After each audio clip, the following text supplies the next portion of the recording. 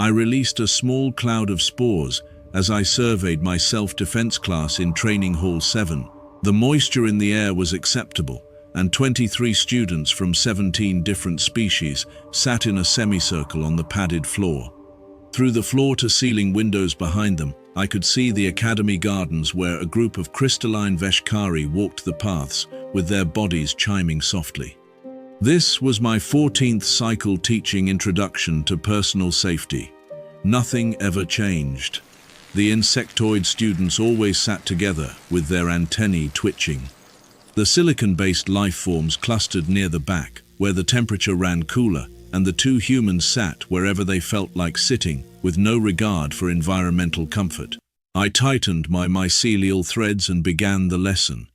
Today we discuss predator encounters, I said as my spores drifted slightly.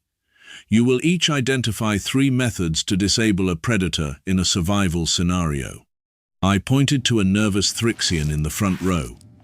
His mandibles clicked rapidly, as he answered with standard responses about striking visual organs and compromising locomotive appendages. Adequate but uninspired. A plant-based student offered suggestions involving root systems that would not work for anyone else. A crystalline student proposed frequency disruption. An avian student recommended aerial superiority, which seemed optimistic for the 60% of species in this room who could not fly. Then I pointed to Porter. The human sat cross-legged near the middle of the group, with his muscular frame relaxed in the standard-issue grey and blue academy training uniform. He had been silent for the entire class period, which I had learned was unusual for humans.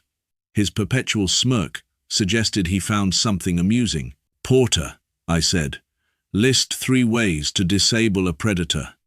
He looked up at me with those small forward-facing eyes. Predator eyes. "Temporarily or forever?" Porter asked. My mycelial threads went rigid. A small puff of spores escaped before I could stop it. In the corner of the room, I saw Leora, the luminary, tactical instructor, who was observing today's class. Her bioluminescent skin shifted from its calm, soft blue to a cautious yellow pulse. Her long, elegant neck tensed, and her 2 large, glowing eyes fixed on Porter. "I'm sorry?" I said. "The question was how to disable a predator," Porter said in that flat, casual tone. "I'm asking if you want 3 ways to disable it temporarily or 3 ways to disable it forever, because those are different lists." The insectoid student's antennae stopped moving. Through my office window, I could see a Veshkari pause on the garden path, with her crystalline body shifting to amber. "Temporarily," I said, as my fibrous face tightened. "This is a self-defense course. The goal is to escape, not to commit violence." "Got it," Porter said. He stood up in one smooth motion. "You want me to demonstrate or just describe?" "Describe is sufficient. Demonstration's better," Porter said. He walked toward the equipment area where we kept the training dummies. "You got a predator dummy?" "We have a standard combat dummy," I said. My voice came out higher than usual while releasing more spores. "But that's not necessary for basic theory. Theory's useless without practice," Porter said. He grabbed the combat dummy, which was a dark, grey humanoid shape made of impact-resistant polymer, and dragged it to the center of the training area with his 2 arms. "So temporarily, method 1. He moved before I could respond. His legs swept behind the dummy's legs, while his hands gripped what would be a head region. The dummy crashed backward onto the padded floor with a sound that made several students flinch. "Knockout via cerebral concussion," Porter said, like he was describing how to prepare food, "works on most species with centralized nervous systems. They wake up in a few minutes with a headache but no permanent damage, probably." "That seems excessive," I managed to say. "You asked how to disable a predator," Porter said. "Method 2. He dropped to a crouch and grabbed what would be the dummy's arm and twisted. The motion made my mycelial threads contract throughout my entire body. Several students made distressed noises. "Joint manipulation," Porter said. "Shoulder, elbow, knee, doesn't matter. Predator can't chase you with a dislocated limb. Takes weeks to heal naturally, but again, not permanent. That's what you wanted, right? Temporary? Through the window, I saw two insectoid Thrixians stop their walk and stare toward our training hall. Leora's bioluminescence had shifted to orange pulses across her translucent skin. Her fitted black instructor's uniform with its transparent panels blazed with light. "That is sufficient demonstration," I said, while releasing a substantial spore cloud. "You may return to your seat." "I only gave you 2 methods," Porter said. "You asked for 3. Method 3 is my favorite, because it works on everything." He stood behind the dummy and wrapped one arm around where a neck would be and squeezed, his other hand braced against what would be a skull. The mycelial threads along my spine went completely rigid. "Choke hold," Porter said. "Cuts blood flow to the brain. They're unconscious in seconds. Temporary, no permanent damage, works on any species with a circulatory system and a brain that needs oxygen. Well, oxygen, or whatever their equivalent is. You'd have to adjust pressure duration for methane breathers." He released the dummy and turned to face the class. Every student was staring at him. The insectoid students had backed up approximately 2 feet without seeming to realize they'd moved. "Those are 3 temporary methods," Porter said. "You want the permanent list now, or is that a different lecture?"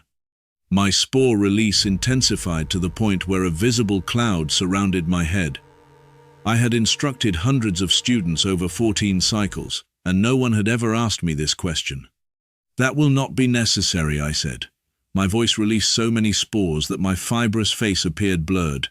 "Please return to your seat." "Sure," Porter said. He walked back to his spot and sat down cross-legged again with that smirk, never leaving his face. "Just wanted to make sure I answered the question right." I looked at Leora. Her bioluminescent skin was now pulsing rapid orange across her smooth, elongated head and long neck. The small slit of her mouth was tight. She caught my gaze, and the light patterns across her translucent skin formed what I recognized as a luminary expression of deep concern. I turned back to the class. "We will now take a brief recess." The students fled. There was no other word for it. The insectoid's legs moved in rapid clicking patterns. The crystalline student's body chimed frantically as she hurried toward the door. Within 30 seconds, the training hall was empty, except for me, Leora, and Porter, who remained sitting on the floor looking completely relaxed. Leora approached with her bioluminescent veins visible through her fitted uniform. "That was concerning," she said. Her voice had the musical quality all Luminari possessed, but underneath it I detected stress. Her skin pulsed orange and yellow in alternating waves.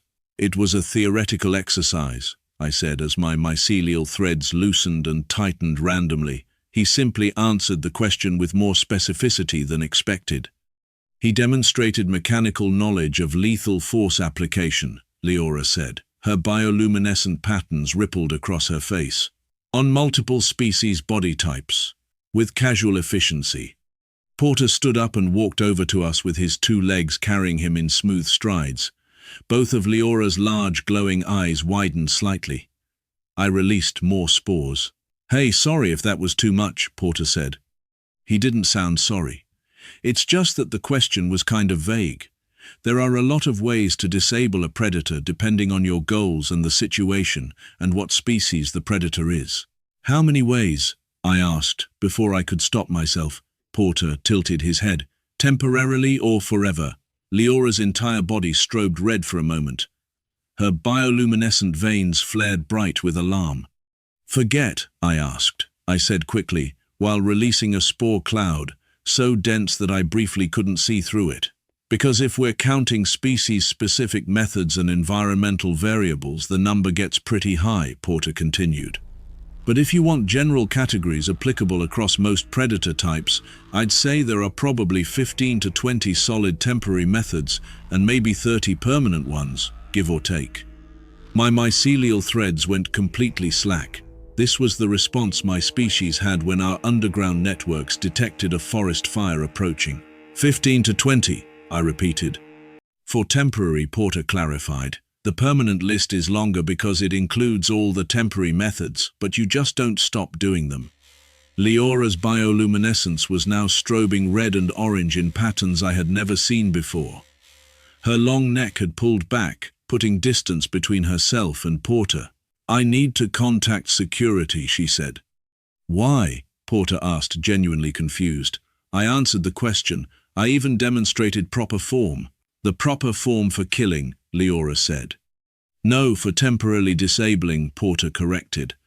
I specifically clarified that we were talking about temporary methods. "You both were right there.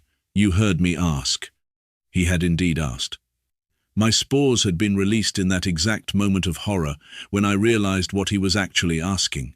Leora's hand moved to the communication device on her belt. Her delicate fingers pressed the contact. "Aquilis, we need you in Training Hall 7. "What is the nature of the emergency?" came the response. I recognized Aquilis's voice, calm and professional. He was Salimari, one of the amphibian species, and served as the Academy's head of security.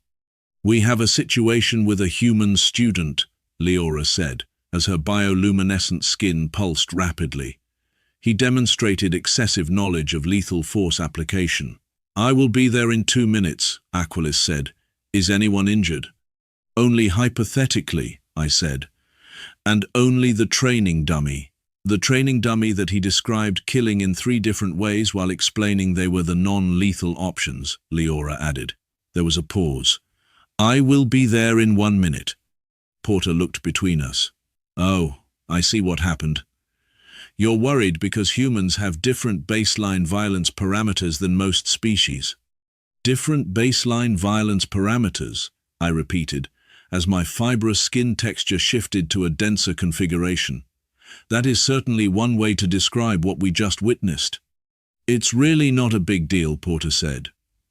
"Where I'm from, that's basic self-defense. My grandmother could do all 3 of those techniques. She taught them to me when I was 8. Leora's bioluminescence went almost white with shock. "Your grandmother taught you combat techniques as a juvenile." "Well, yeah," Porter said. "It's a dangerous universe. You've got to know how to protect yourself." The door slid open, and Aquilis entered. He was shorter than average for security personnel, but his solid structural build and fitted tactical vest with moisture regulators gave him immediate presence. His 2 large forward-facing eyes with their vertical slit pupils fixed on Porter immediately. His smooth teal skin with its silver reticulated patterns caught the light. His webbed fingers rested near the equipment on his utility belt. The short-finned crest along his spine was slightly raised. "I am Aquilis," he said calmly, head of Academy Security. "I understand there has been a demonstration of concerning techniques." "Not concerning," Porter said. "Educational.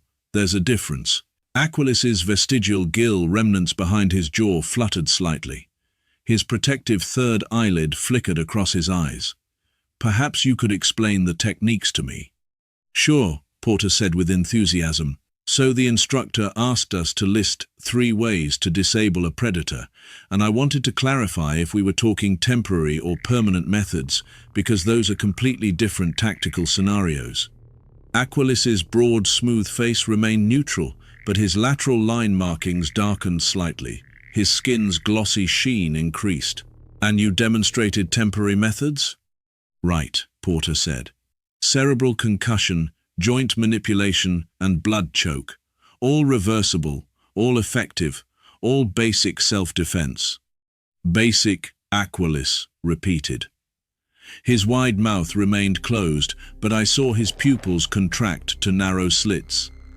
A faint moisture trail appeared on the floor beneath his boots. "Where I'm from," Porter said, "I know species have different standards, but on Earth those are like first-year techniques.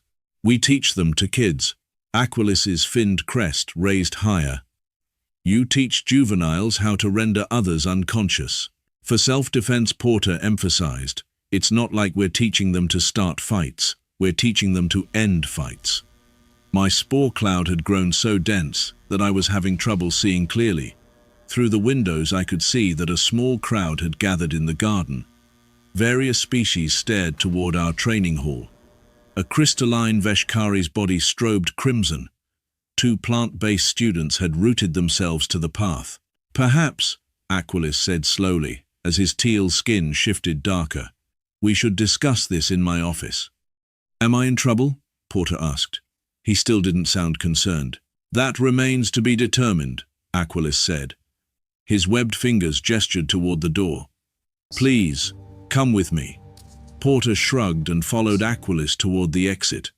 As they passed, Porter turned back to me. Hey, did I pass the assignment? I mean, I did list 3 methods, like you asked. My mycelial thread spasmed. More spores released. We will discuss your grade later. Cool, Porter said. Let me know if you want me to cover the permanent methods next class. I've got a whole presentation ready. He left with Aquilis. The door slid closed. Leora and I stood in silence. Her bioluminescence slowly shifted from red back toward orange, though it didn't reach calm blue. He has a presentation ready, she said quietly. So I heard, I said, through my spore cloud. For the permanent methods. Yes, a whole presentation. That was the phrase he used. Leora's light patterns flickered. I have been teaching tactical theory for 6 cycles. I have encountered students from 43 species. I have never had a student casually mention they had prepared detailed instructions for lethal force application. He did specify it was for self-defense, I said weakly. He demonstrated a blood choke while explaining it was his favorite because it works on everything, Leora said. Her bioluminescent veins pulsed with orange light. His favorite, he has a preferred method. I had no response. My spores drifted in the recycled air. I need to update my lesson plans, Leora said finally, and possibly my threat assessment protocols. I need to return to my office and review the human species files more carefully, I said. I believe I may have skimmed certain sections. We walked together toward the exit. Through the windows I could see Aquilis and Porter crossing the main plaza toward the security center. Various alien species moved out of their way. A group of insectoid Thrixians, a crystalline student, and a crustacean-based individual all gave them a wide berth. Porter was gesturing with his hands as he walked, apparently explaining something to Aquilis. Aquilis's skin had darkened further, with his lateral line markings almost black now. Do you think he was serious about the presentation? Leora asked. I think humans are always serious, I said.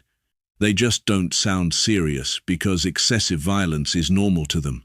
Leora's bioluminescence pulsed with agreement. I need to speak with the curriculum committee. I will submit a formal incident report, I said, though I'm not certain what category to file it under. No actual violence occurred. He was technically answering the assigned question. File it under human integration complications, Leora suggested. That's what I've been using for similar incidents. Similar incidents? I asked as my mycelial threads tightened. This has happened before? Not exactly this, Leora said. But we have 3 other human students in advanced tactical courses. They keep asking questions that make the instructors uncomfortable. What kind of questions? Questions like temporarily or forever, Leora said quietly. My spores released in a thick cloud. We reached the exit and stepped into the academy's main corridor. The walls were lined with achievement displays showing graduates from hundreds of species. Somewhere among those displays were probably humans, looking cheerful and harmless in their graduation photos. I'm going to need to completely restructure the second half of today's class, I said. My voice carried a tremor that released extra spores. The original plan was to discuss evasion techniques. Are you going to continue with Porter in attendance? Leora asked. I considered this. He is a registered student. He has not violated any actual regulations. He simply answered a question with disturbing accuracy.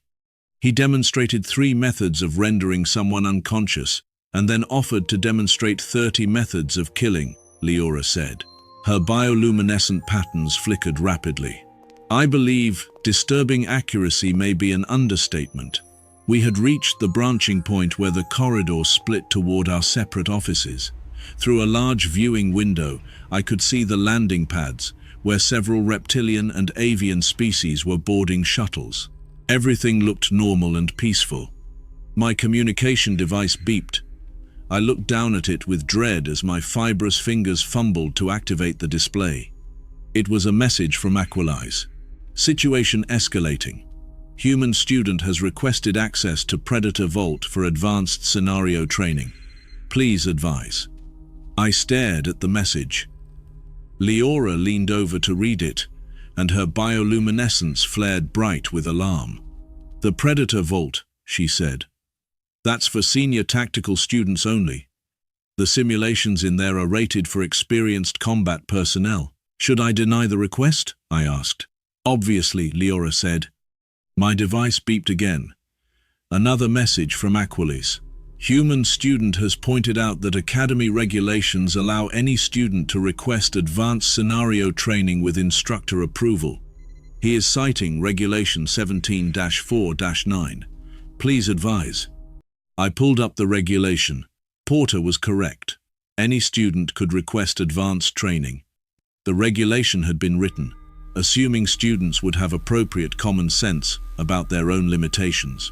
Apparently that assumption did not account for humans. I think, I said slowly, as my spores released in steady streams, that we are going to need to observe this advanced scenario. Leora's entire body pulsed with alarm. You're approving it? He technically has the right to request it, I said. And if we deny it, we need documented educational justification, which means we need to see if he's actually unqualified, or if he's just confidently qualified in ways that make us uncomfortable. Those are not mutually exclusive, Leora said. No, I agreed, they are not. I sent a response to Aqualize, approving the advanced scenario request under full observation protocols. Leora and I began walking toward the security center at a quicker pace. What's in the Predator Vault right now? I asked.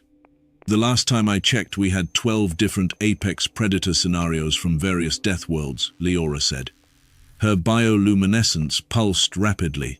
They're designed to test tactical thinking and survival instincts under extreme pressure.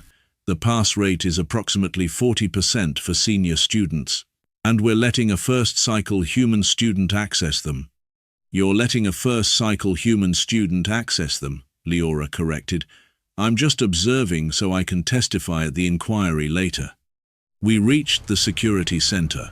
The doors slid open, revealing Aqualize's domain. Banks of monitoring screens covered one wall, showing various areas of campus. A weapons locker stood secure against another wall. A hydration station bubbled quietly in the corner. Porter stood in the center of the room, looking relaxed and eager. Aqualize stood near his desk, with his teal skin noticeably darker than normal, and his webbed fingers drumming against his tactical vest. Instructor Sporix, Aqualize said carefully, the human student would like to access Predator Vault Scenario 7. I wanted to confirm you have approved this request. I have, I said, as my spores drifted around my head, under full observation protocols. Awesome, Porter said with genuine enthusiasm. What's Scenario 7? Scenario 7 simulates an encounter with a Kresh hunter from the Burning Edge system, Leora said quietly. Her bioluminescence had shifted to dark orange. They are apex predators with thermal vision, reinforced exoskeletons, and pack-hunting intelligence. The scenario is rated extreme difficulty. Cool, Porter said. So like one of them or multiple? Aqualize's gill remnants fluttered rapidly. The scenario includes 3 Kresh hunters in a confined environment. It is designed to be nearly impossible. Nearly impossible for who? Porter asked. That question hung in the air like my spore cloud, unanswered and deeply concerning. We walked together through the academy corridors toward Leora's tactical lab. Students passing in the hallways noticed our group and moved aside. I saw their reactions. An insectoid student's antennae flattening, a crystalline student's body shifting to amber concern, a plant-based student's leaves curling defensively. Porter seemed oblivious to all of it. walking with that casual human confidence that now seemed less like confidence and more like a complete lack of appropriate threat awareness. Or perhaps it was appropriate threat awareness from a species that considered itself the threat. We reached Leora's tactical lab.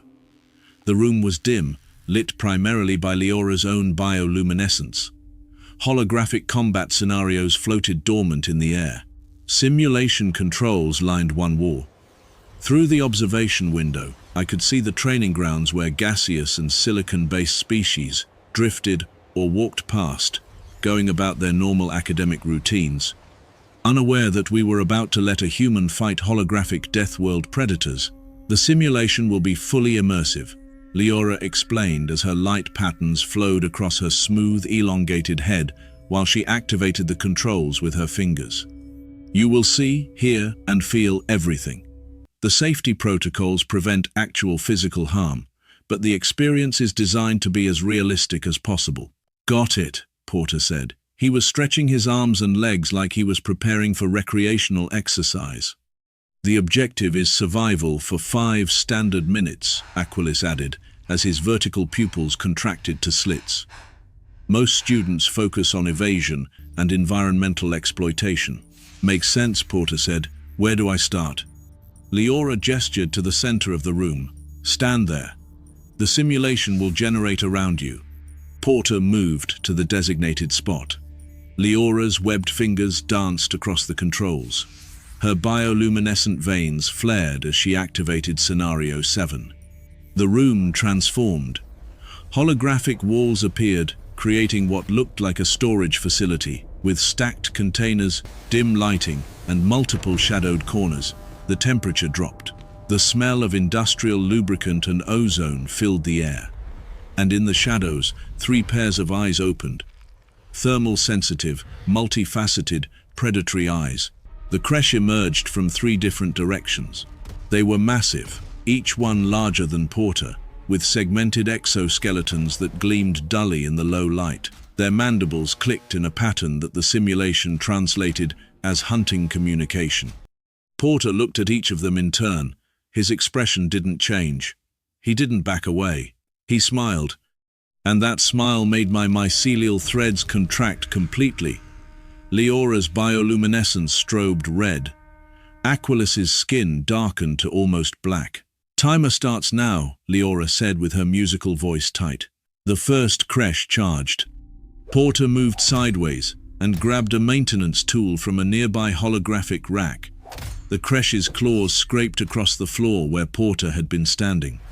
Porter swung the tool in a wide arc and connected with the creche's head joint, with a crack that made my spores release involuntarily. The creche staggered. Porter didn't wait. He dropped low and swept his leg behind the creature's front limbs. It crashed down hard. That's one temporarily disabled, Porter said cheerfully. The second and third creche attacked simultaneously from different angles. Porter grabbed a storage container with both hands and shoved it into the path of one creche while rolling under the claws of the other. He came up behind the second creche and jumped onto its back, wrapping one arm around what might be considered its neck. Blood choke works on exoskeletal species too, if you know where their main circulatory access points are, Porter said conversationally while the creche thrashed beneath him. You just have to adjust for chitin thickness. The creche's movement slowed, then stopped. Porter released it and dropped to the floor as the third creche charged again. Aquilis's gill remnants were fluttering so rapidly they were almost vibrating. He's treating extreme difficulty apex predators like a training exercise. He's winning, Leora said quietly. Her bioluminescence was pulsing erratic patterns of orange and red across her translucent skin. Against 3 creche, he's actually winning. Porter had grabbed another tool and was using it to lever one of the storage containers. The container tipped and fell onto the third creche, pinning it beneath several tons of holographic weight. And that's 3, Porter said. He wasn't even breathing hard. Do I need to wait out the full 5 minutes or can we move to the next difficulty level? My spore cloud was so dense I could barely see. Next difficulty level? Yeah, Porter said. That was pretty basic. What else you got? Leora's fingers trembled over the controls. There is no next level. Scenario 7 is the highest difficulty we have. Oh, Porter said. He sounded genuinely disappointed. Well, what if you ran like 2 scenarios at once, or increased the number of predators? The simulation is not designed for that, Leora said. Her light patterns were strobing frantically now. You just defeated the most dangerous scenario in our entire vault in under 2 minutes. Porter shrugged. I mean, they were pretty straightforward once you identified their attack patterns and weak points. The exoskeleton joints were obvious vulnerabilities, and their pack coordination was good but predictable. If these are Deathworld apex predators, I'm kind of surprised anyone has trouble with them. Aquilis made a sound that I had never heard a Salamari make before. His skin had gone so dark it was almost purple. His moisture trail on the floor had become a small puddle.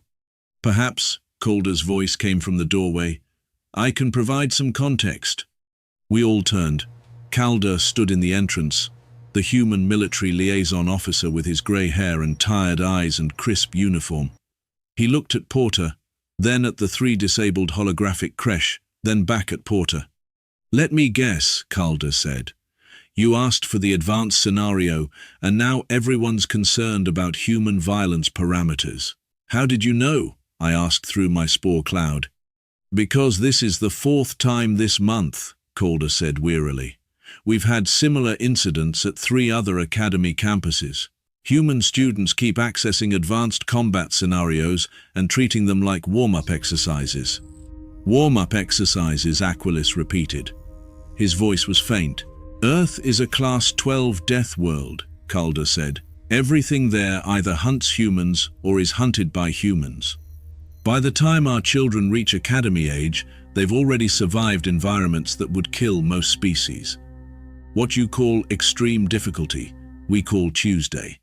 Porter nodded enthusiastically. Exactly. This is basically the same as dealing with a bear back home. Well, 3 bears, I guess, but still. You have predators like creche hunters on your home world? Leora asked. Her bioluminescence had shifted to a pale, shocked white. Sort of, Porter said. I mean, they're different species, but similar threat level. We've got bears, big cats, crocodiles, sharks, venomous everything. You learn to handle it or you don't make it. My mycelial threads had gone completely limp. Your planet has multiple apex predators. Oh yeah, Porter said. And that's not even counting the small stuff that can kill you. Spiders, snakes, jellyfish, mosquitoes, bacteria. Earth's pretty dangerous. And you teach children how to fight these things, Aquilis said. Well, yeah, Porter said. That's just responsible parenting. Calder sighed deeply. I'm going to need to file another incident report, and we're going to need to recalibrate the entire combat training curriculum for human students, again. I still think the course is pretty basic, Porter said. No offense. Leora deactivated the simulation. The holographic creche disappeared. The tactical lab returned to its normal dim state, lit by her bioluminescence. I am going to recommend, she said slowly, that we create a specialized human combat program, with scenarios that are actually challenging for species from Class 12 death worlds. That would be awesome, Porter said. Can I help design them? My spore release reached maximum saturation. Aquilis's skin had gone so dark he was almost invisible. Leora's bioluminescence was pulsing in patterns that suggested a complete system overload. Calder put his hand on Porter's shoulder. How about we discuss that later? Right now, I think you've given everyone enough to process. Okay, Porter said. Hey, Instructor Sporix. Did I pass the assignment, though? Because I did list 3 temporary methods like you asked, and then I demonstrated practical application in a combat scenario. That should be worth extra credit, right? I stared at him through my dense spore cloud. This human who had casually demonstrated multiple methods of rendering beings unconscious, who had defeated 3 apex predators in under 2 minutes, who had a presentation ready for permanent methods, who thought everything we had shown him was basic, who came from a world so dangerous, that this level of violence was considered normal childhood education. "You passed?" I said quietly. "Awesome," Porter said with that smile. "So next class, are we covering the permanent methods, or is that still off limits?" "We will discuss the curriculum later," I said. "Much later." "Possibly never." "Definitely." After I had reviewed every single page of the human species files, and possibly filed for early retirement. Porter left with Calder, still chatting enthusiastically about combat techniques. Aquilus collapsed into his chair, with his moisture trail expanding around him. Leora's bioluminescence slowly faded to a dim, exhausted glow. And I stood in my cloud of stress spores, watching through the window as Porter walked across the campus, past various alien species who instinctively moved out of his way. And I realized something that made my mycelial threads tremble. Porter wasn't the dangerous one. He was just average. There were billions more humans exactly like him, all of them thinking this level of violence was basic, all of them casually capable of things that terrified every other species in the galaxy, all of them wondering why everyone else found combat training so difficult. The galaxy had welcomed humans into the academy system. I was not certain the galaxy had understood what it was welcoming. My spores drifted in the recycled air as I made a note to update my lesson plans. Clearly, we needed to reconsider what we meant by self-defense, at least when humans were involved.